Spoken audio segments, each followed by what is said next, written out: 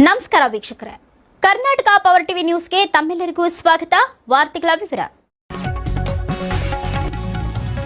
ಕಣ್ಣೇರಮಡು ಕೊಪ್ಪಳ ರಸ್ತೆ ಹದಗೆಟ್ಟು ಸಂಚಾರ ಅಸ್ತವ್ಯಸ್ತ.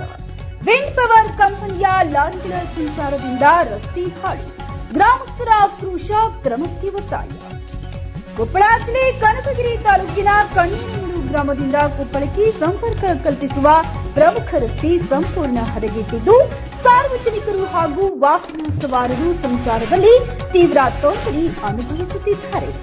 ವಿಂಡ್ ಪವರ್ ಕಂಪನಿಯ ಭಾರೀ ಗಾತ್ರದ ಲಾರಿಗಳು ಬಲವಾದ ವಸ್ತುಗಳನ್ನು ಸಾಗಿಸಲು ಗ್ರಾಮದ ಒಳಗಿನ ರಸ್ತೆಯನ್ನ ನಿರಂತರವಾಗಿ ಬಳಸುತ್ತಿರುವುದರಿಂದ ರಸ್ತೆ ಕುಸಿದು ಹಾಳಾಗಿದೆ.